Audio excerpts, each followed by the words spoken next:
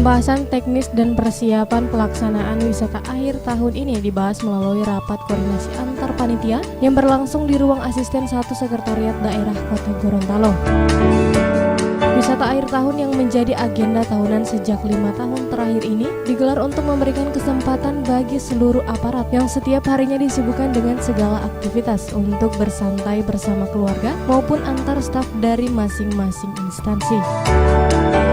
Kegiatan ini akan diikuti oleh seluruh aparat yang ada di lingkup pemerintah Kota Gorontalo yang akan berlangsung pada tanggal 26 hingga 27 Desember 2014.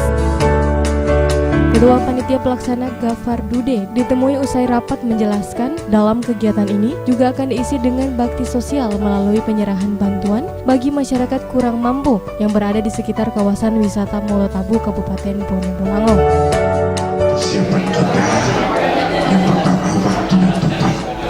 Waktu kita laksanakan di hari 27 dan 28 Desember 2014 tempat di Desa Rantang, Kecamatan Boniraya, Kabupaten Bone Bolango, dan kita akan membawa seluruh peserta, seluruh pejabat dan aparatur sipil negara dan tenaga penunjang. Kemudian acara-acara yang kita akan laksanakan lomba untuk olahraga 2 cabang, 3 cabang, catur, domino dan SDPS masih kompak. Kemudian kesenian lomba duet antar SKPD kecamatan. Kemudian kita kesana itu SKPD dan kecamatan itu secara mandiri, artinya setiap SKPD menyiapkan peralatannya masing-masing. Jadi untuk kegiatan sosialnya ada, jadi kegiatan sosial itu pemberian santunan kepada masyarakat sekitar yang tidak mampu.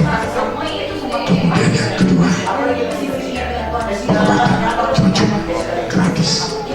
ini sudah menjadi agenda rutin pemerintah kota. Agenda rutin pemerintah kota, dan insya Allah akan dibuka oleh Bapak Wali Kota Gorontalo pada hari Sabtu pagi.